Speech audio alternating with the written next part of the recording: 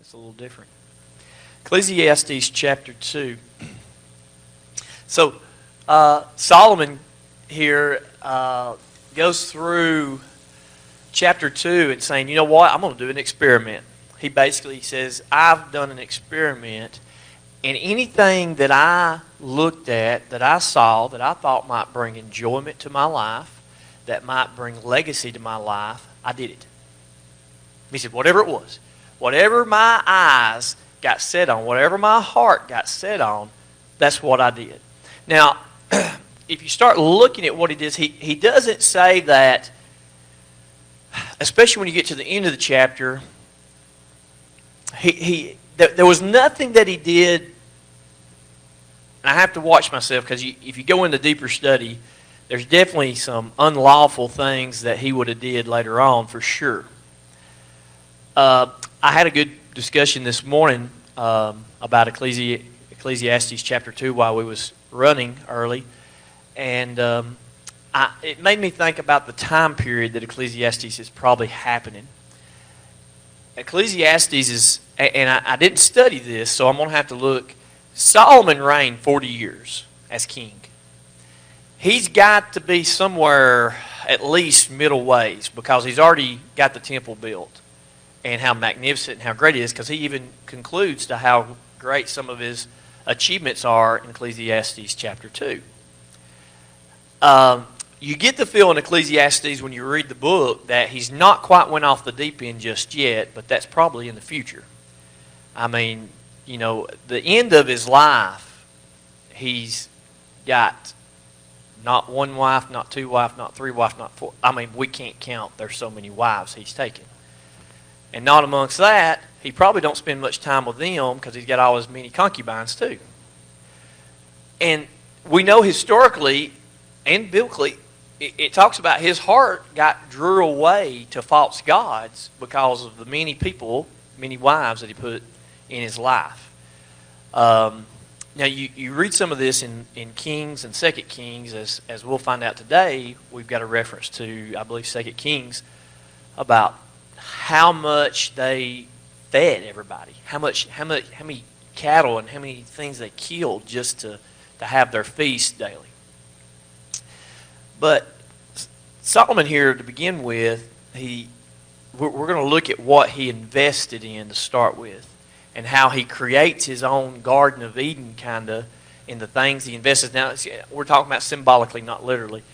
And what he does, and through all this, something that does kind of happen, a consequence is that he does become pretty great and pretty renowned for his achievements. Now, out of the Message, it says this. And let's not forget also, because really two verses, the whole chapter really hangs on verse 17, where he says, I hate life, and really the end, verses 20 through 23 to 26 maybe. But remember that when Solomon says that everything's vapor or everything is smoke, he's not saying that everything is meaningless or pointless. Because that was something that the first thing that got brought up in my discussion today. I basically taught this when I ran 10 miles this morning. And so I got to kind of do a test run while we were, sweating it out in the humidity. And you don't think you sweat that much at 5:30 and 6 o'clock in the morning, but when the humidity's up, you'll I don't know how, I can't hardly walk outside right now. It's so hot to me compared to what it was this morning, but it's bad. But the first thing that got brought up is, oh yeah, he said everything was meaningless. See, and that's really a bad interpretation of the word, of the Hebrew word. The Hebrew word that is interpreted meaningless does not interpret to meaningless, but we've got several translations and we've been drilled that. Here's the thing. If you want to say that he says meaningless, well then it contradicts everything else, and it contradicts all of Proverbs. Because what does Proverbs do? It encourages us to work, to labor, to be thankful, to be blessed, earn it by the sweat of your brow. Well, then Solomon comes up and says, no, that's all stupid. So he's not ever contradicting. And you've got to keep that in mind, that he's not talking that you shouldn't do these things. What he's saying is you can't control these things, and these things are temporary. The Hebrew word is, again, better translated to vapor, smoke, or even at times like wind. You'll see the New King James. I read the New King James a couple times yesterday, and and I love the New King James because most everybody likes the King James Version. Most people will accept the New King James. It talks about spitting in the wind. And that's one of the translations that the New King James uses about. It's just like spitting in the wind. And I get tickled about spitting in the wind because that's a pretty decent little deal. It's hard to control when the wind's blowing. If you want it to go that way, it'll go the other way. And I guess from a little boy perspective, spitting was a cool thing to do when you was growing up. And I don't know, as an old guy, I still do a lot of spitting. And I know that's kind of gross and you don't find it as appealing and humorous as I do, but he's basically saying everything's temporary, it evaporates, it slips away. All human abilities and achievements, they decay over time. They even decay to such a degree over time that people won't even remember them at some point in time. Our human thoughts, they're fleeting. Our lives are very brief. And again, just like in chapter 1, the key thing to keep in mind across the board, between the wise and the fool, is death. Is that death is the one key thing that makes all that Hebrew word mean vaporous and smoke, and it's here and it's gone and it's uncontrollable. You don't have control over it. So we look at what he invests in to create this experiment in the first, 15 verses or so. He said, I said to myself, let's go for it. Let's experiment. Let's experiment with pleasure. Let's have a good time.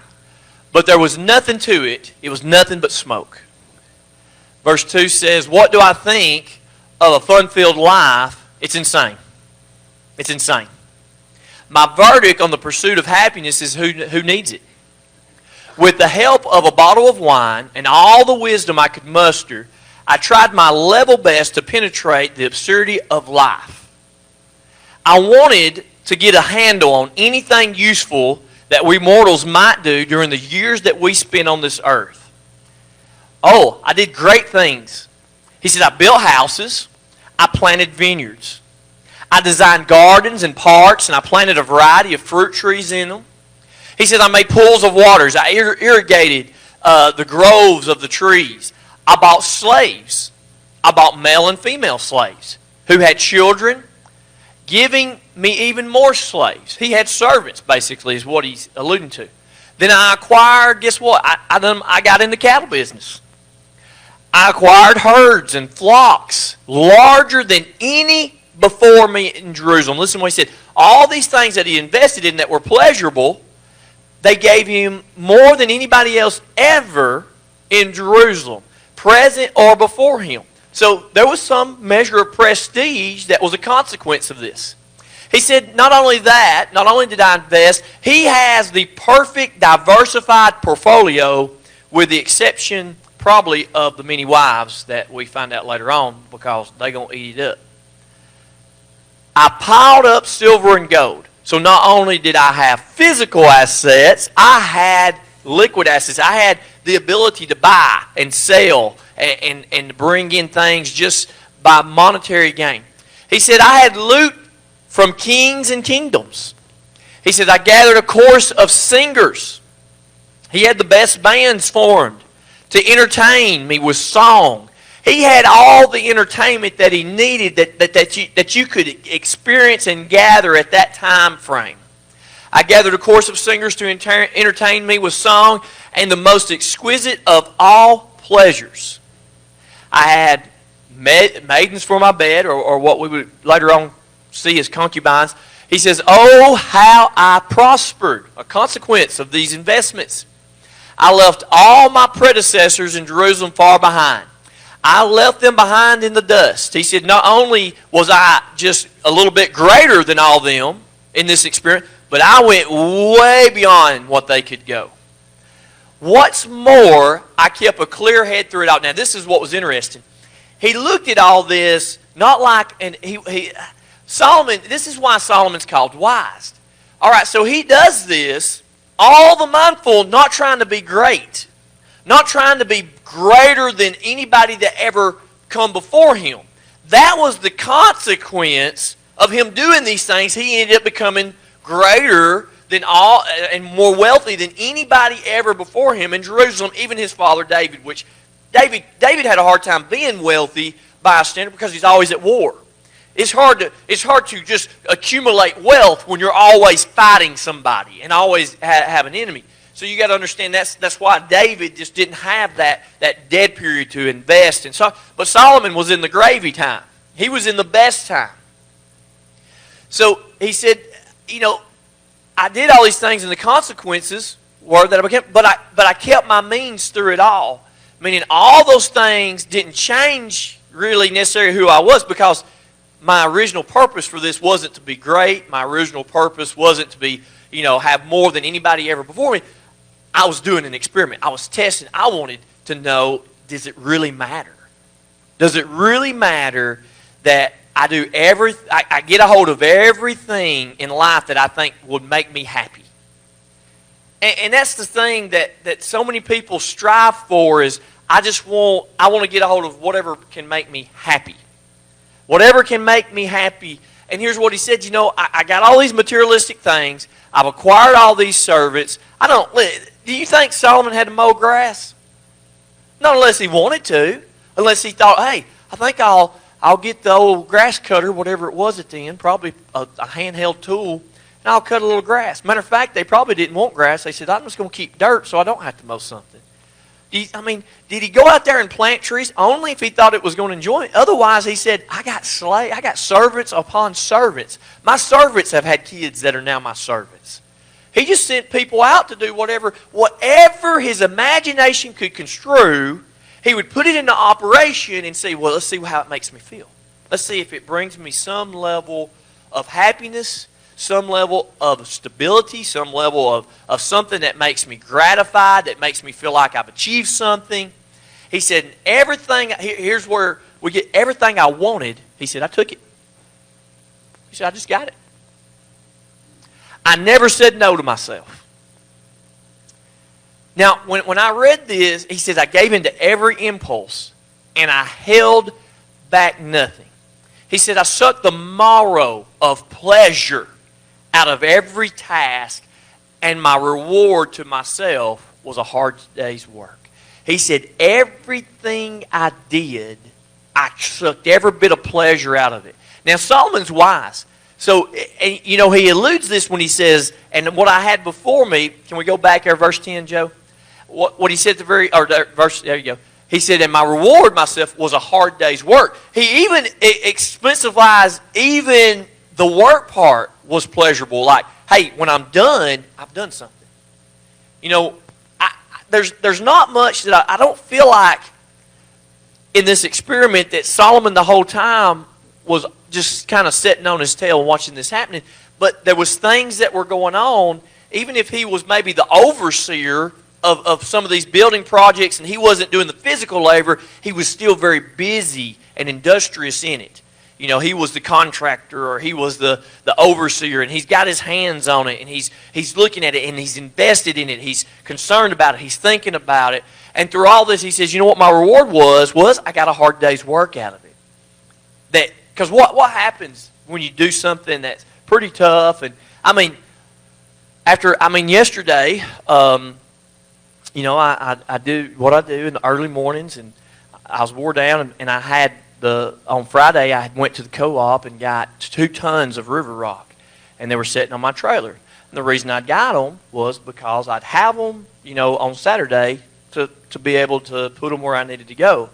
Well, the problem that I had was I ran 12.5 miles in Gunnersville. It was a nightmare. It was all trail, all hills. I was wore down, but I still needed to get that rock off that trailer. They weighed out to be about 2 tons. And then I looked at my little shovel, and I thought, wow, it's going to take a long time with this little shovel. And then I looked at my mulch scoop that holds about 3 of those little shovels, and I thought, boy, this sure is heavy. But what am I going to do? I don't have a tractor. I don't need a tractor. Where I need to put it's not necessarily conducive for me to do a lot of tractor work with it. It needs to be around the house and these landscaping beds and stuff. And so what did I do? I just gritted my teeth. I went out there and I sweated it out. And I shoveled and I shoveled and I shoveled some more till there wasn't any more rock on that trailer. And you know what?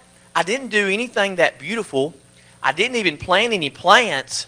But everything that needed to be covered with rock was covered. And I looked back and I thought, that's pretty good. I thought, that looks pretty good. And then about an hour and a half later, I come back out and I think, I'm going to look at it one more time. And then old Miss Chocolate Lab Charlie done dug a big hole to China and destroyed half of what I done worked on.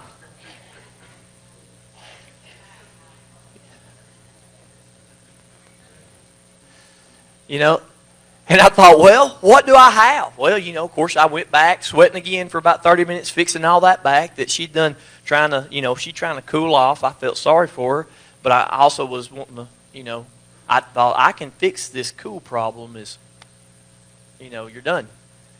Life is over. But no, I get it. So I fixed it, had patience, thought like, I need to understand where they're coming from too. If I had a coat of fur on like that, I'd be hot too. Fixed it, and then I looked and I thought, this is meaningless. Was what I'm doing. I thought, this is meaningless. I thought really kind of about this. I thought, it's not meaningless. It had purpose to what I was doing. It wasn't that. But my first reaction is just like it's meaningless. And I thought about this. I thought, really, that's the wrong word. This is just temporary.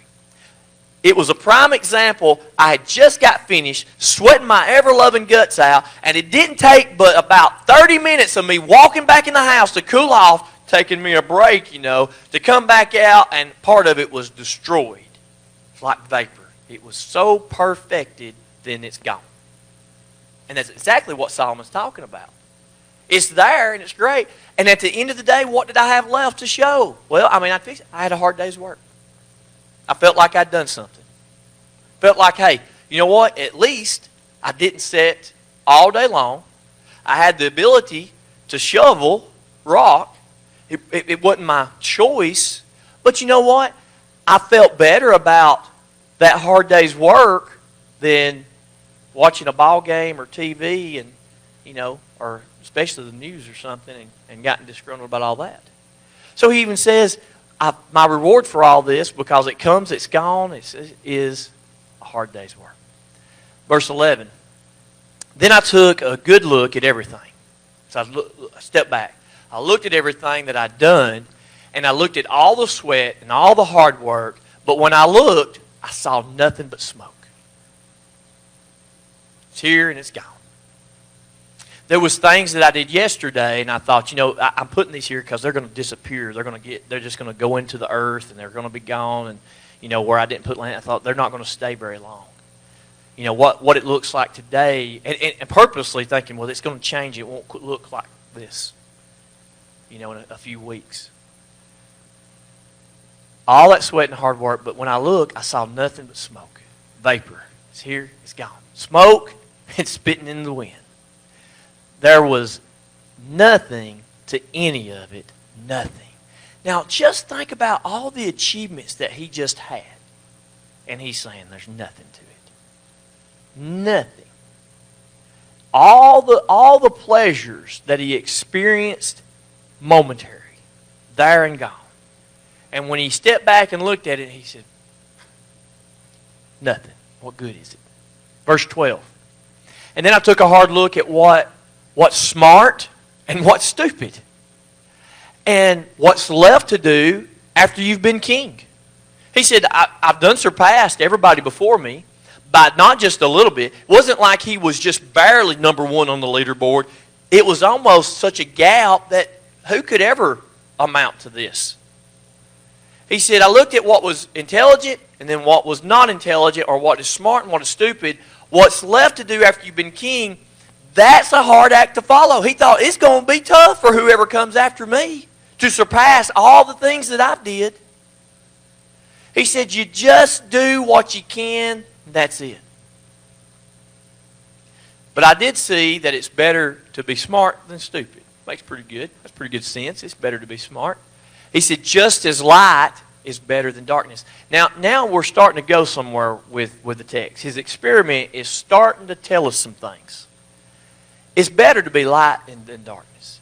Now, there is always a question. The king was above the law. The only person the king would answer to is God. So Solomon, I wondered, because here at the end of there's some really good stuff at the very end of the chapter that kind of concludes this chapter. And I always ask myself, how many laws did Solomon break along this pleasure hunt? Because apparently he did. We know how the flesh is. And the flesh is going to want things that are unlawful by the Mosaic law, and they're going to want things that God says, this is not what is profitable for you. But then we also see it toward the end, because see, it wasn't unlawful for him to have servants or slaves. And to be honest with you, it wasn't unlawful for him to have all those wives at that point in time either. It wasn't unlawful for him to have all those concubines as king either. So things that we would consider definitely not in the most profitable concerns, and even count them as sin and iniquity as we go through the Bible. At that time, some of these were not. So I always ask myself, how much sinning did Solomon do at this point in Ecclesiastes? It's something to good think about, especially when you get down toward the end and he talks about the difference between the sinner and that one that serves God. He says, but I did see that it was better to be smarter than stupid. Well, yeah, I think so. Because we do see that in this, I call it a pleasure hunt, not a treasure hunt, but a pleasure hunt, that there was a lot of good consequences, that prestigious consequences, you might say, that happened to Solomon. Probably one of the greatest kings ever recorded as far as wealth and achievement and wisdom. And he saw it's just like light is better than darkness. So he starts making this connection between light and darkness.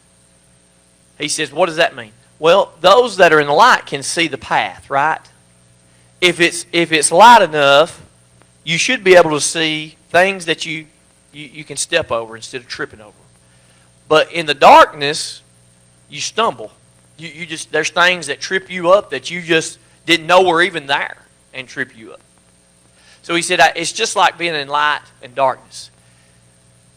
Even though those smart ones see where they're going and the stupid ones grope in the dark, they're all the same in the end. Ooh, here comes that discouragement. One fate for all, and that's it. What is that one fate for all? Death.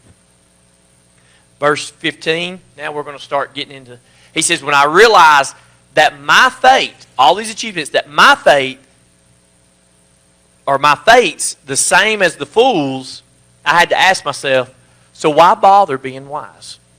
Why take all this work and trying to be wise? He said it's all smoke. It's nothing but smoke. It's something that you can't control. It's something that you can't, it's here and it's gone. Verse 16, he says, the smart and the stupid both disappear out of sight. He said, in a day or two, they're both forgotten. He said, yes, both the smart and the stupid die. And that's it. And that's what's interesting in verse 16. When you read verse 16, you understand the difference in living in verse 1 through 16 than the way we live now with a perspective of eternal life. There is no perspective in verse 16 of eternal life. You die and it's it. Right? That's what he says. You die and you're done.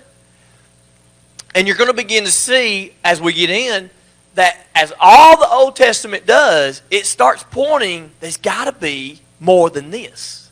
There's got to be an eternal life. There's got to be something that goes beyond the grave, but how does that happen?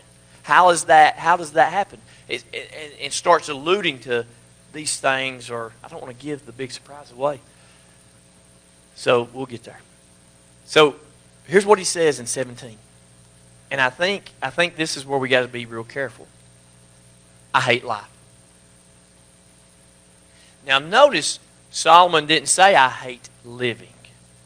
He said I hate life. I hate the reality of life. He never said that listen, he had a lot of pleasures. And he could have pleasures every day. What happened was, here's this, it's just like anything else. He's trying to fulfill this void in his life for eternity. And every day he has to keep doing these same things over. He's got to keep achieving something to bring joy and happiness and something to his life every day because there's something missing.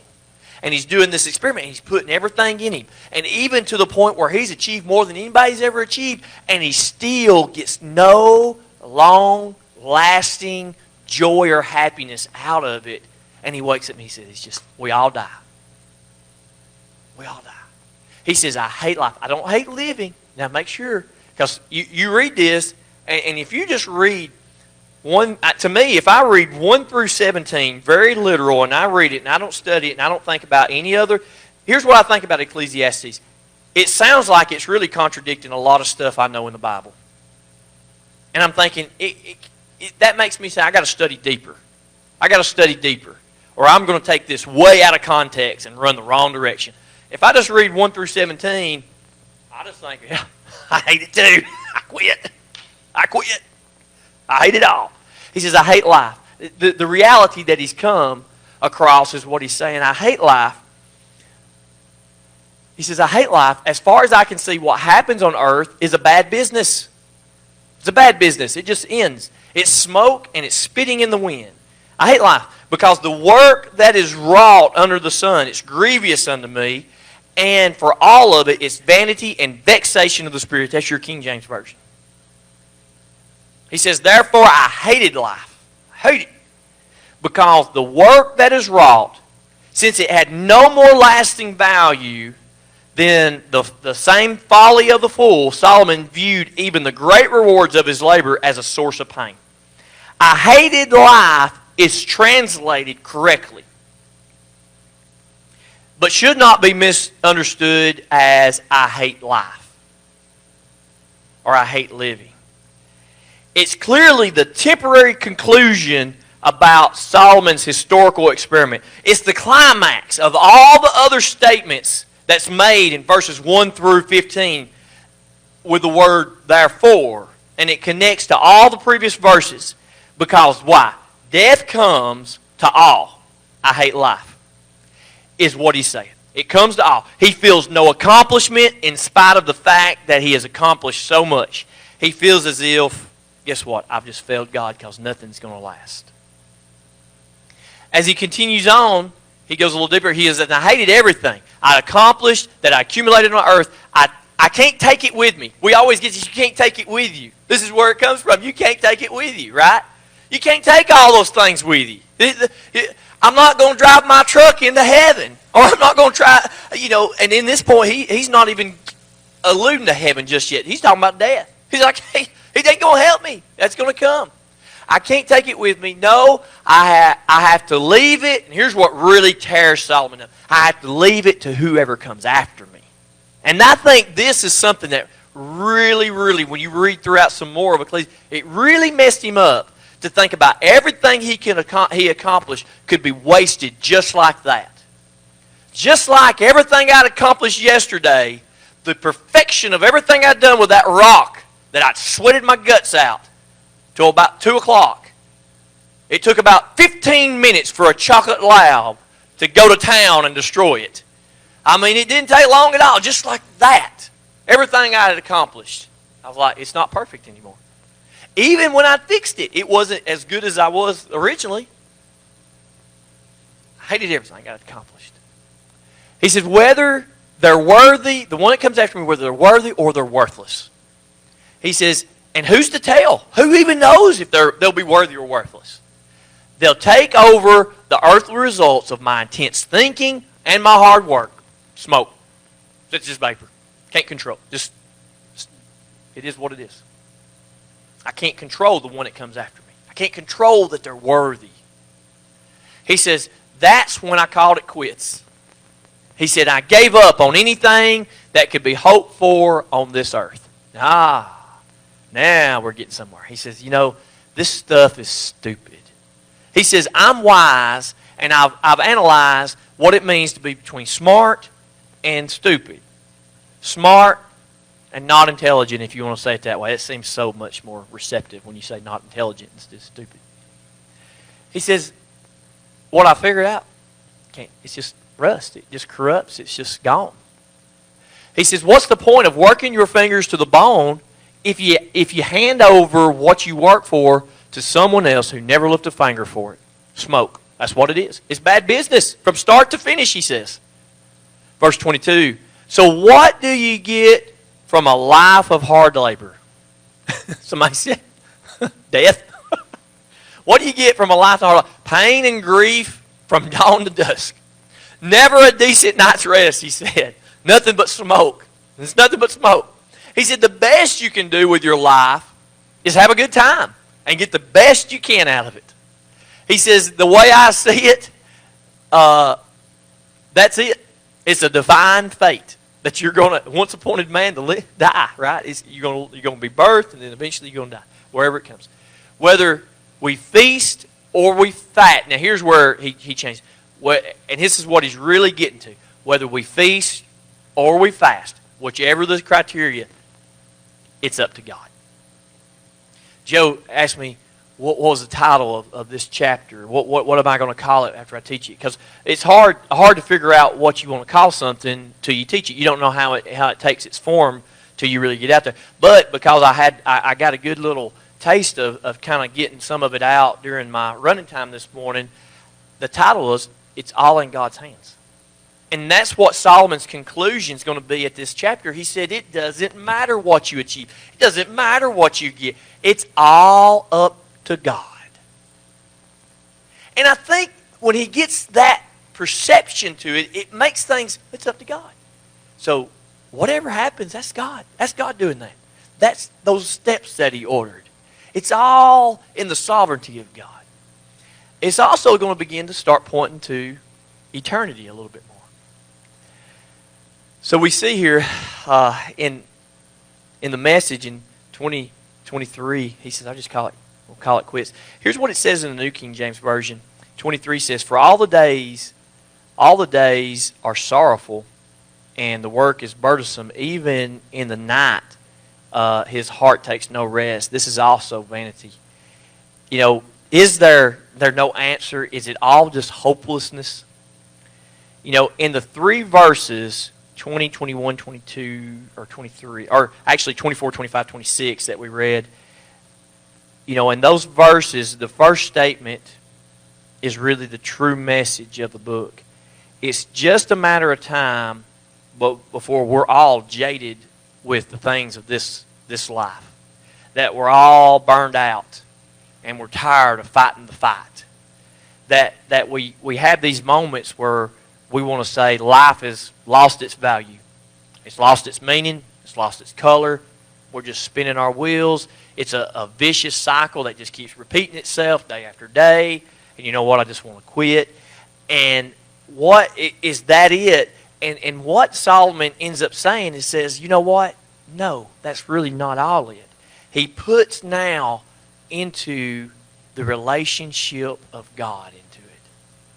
He says, he puts the relationship with God into the picture, and as soon as you do that, guess what happens? Everything changes. When you plug God into the equation, it changes everything. Your faith, as I've preached it before, it is a perception of what you're going. When you look at what you're going through, if your faith, wherever your faith is at, it changes the way you look at it. It's the perception. Because you can be going through a terrible, terrible trial, and your faith, because it is strong, it says, you know what? This is just another workout for me. I believe He sent it this way because I'm fixing to be delivered. I'm fixing to go through it. I'm going to be stronger than I've ever been. Do I like it? No, but I've tasted blood before. And it wasn't the end then. Or your faith's weak, and you, why am I going through all this? It's horrible. God's picking on me. Can't even make sentences. Because that, and listen, and who's to tell where I'll be at when I go through that? I could be, but then I could be like, I don't know if I can handle this again. I don't know if I can do it one more time. He said, God may give wisdom and knowledge in verse 26 and joy to his favorites, but sinners, listen to what he says, now he brings in sinners. He says, but sinners are assigned a life of hard labor and end up turning their wages over to God's favorites. Nothing but smoke and spitting in the wind. Here's what he said the difference between God's favorites and God's sinners and the sinners are. The sinners have to do the same thing that God's favorites do. It's just what they do, the wealth of the unjust is laid up for the just is what he includes. That's what he's bringing in that idea. And he says, all that stuff that they do, because they're sinners, it just turns over and comes to me. That's what he says. All those sinners, it just comes to me.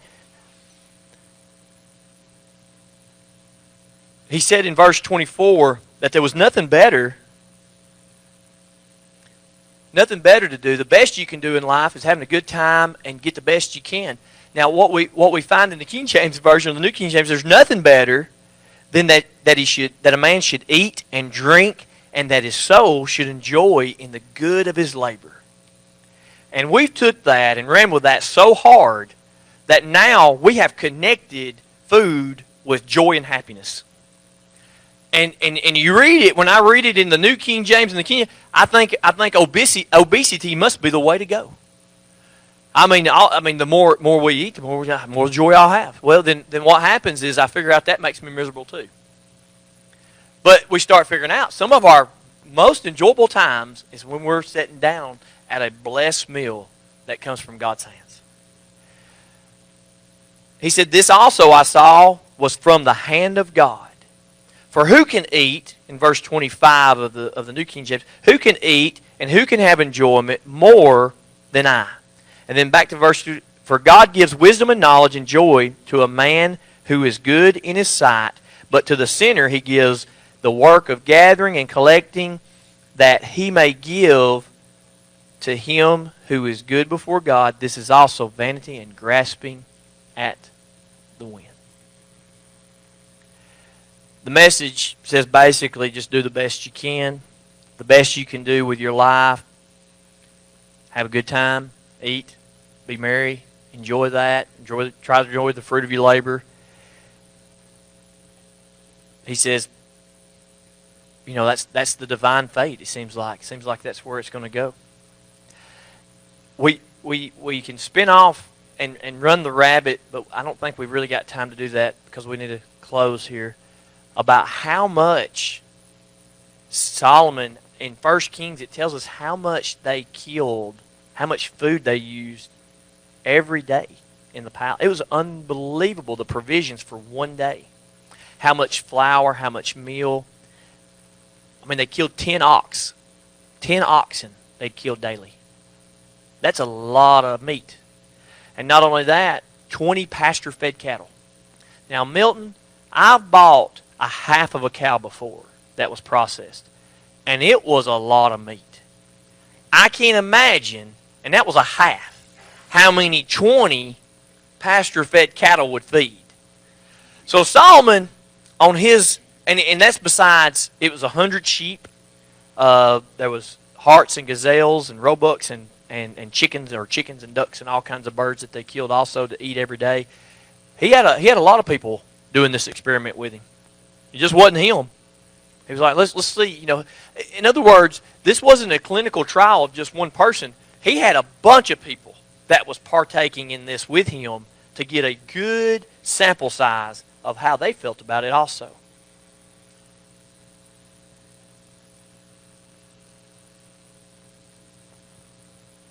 The actual text says there's nothing in a man, when it talks about eating and drinking, there's nothing in a man that he should eat and drink to find enjoyment in his soul.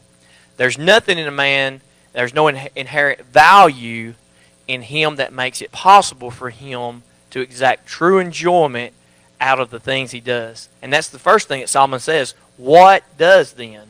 He tells us, this also I saw is from the hand of God. The only true enjoyment that you're going to get is going to come from the hand of God. For apart from him, who can eat and who can have enjoyment?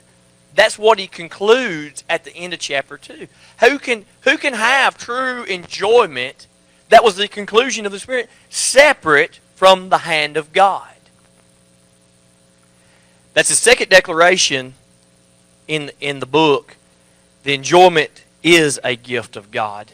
And there's nothing in possessions and material goods and money, there's nothing in man himself or woman himself that can enable him to keep enjoying the things that he does, but it is possible. This is what he says. But there's a possibility to have enjoyment all your life if you take it from the hand of God. It's given to those who please God. He said, whether we fast or whether we feast, it's up to God. God may give wisdom and knowledge and joy to His favorites. It's up to God. It's in God's hands. Even Jesus, when He teaches the Lord's Prayer, he hallowed be Thy name. Thy kingdom come, Thy will be done on earth as in heaven. Give us this day our daily bread. He even include the things that sustenance that makes us feel like we've got our needs met. The only enjoyment when our needs are met that we really have is knowing that it comes from the hand of God. Otherwise, it's just smoke and vapor and vanity, and the intelligent and the non-intelligent die the same. The wise and the foolish, same death. Amen. Ecclesiastes chapter 2 can get you if you don't watch it. But then if you make sure that you read the whole thing and get down to the end, you realize there's a great hope, Solomon says, if you understand it comes from the hands of God. Now, what is this doing? It's pointing us to an eternal solution. That life is not necessarily living about the present or the time, but you live life now because of what's in the future. That's tough because we have a hard time looking ahead. I've got teenage. It's tough. It gets a little better as you get older because you got a lot less life left. You thinking I got to look toward the eternities. But you take a kid. I take one of my 18, 19-year-old students. It's hard for them to live past today. They can't see that the decisions they make today, how it affects their academic career, their college, or whatever they're doing, how it can set them back. They have a hard time living. But as you get older, you start seeing that there's things out there. Now, do we live for those out there? No, but we have a perception of them. That there's something. Why am I trying to make better decisions today? I want to be pleasing to God. I want to try to be pleasing to God best I can. All right, God bless you for coming out. Let's conclude this, and we'll go to the next chapter in Ecclesiastes next time. God bless you. Thank you for coming out. Let's fellowship one another as folks come in.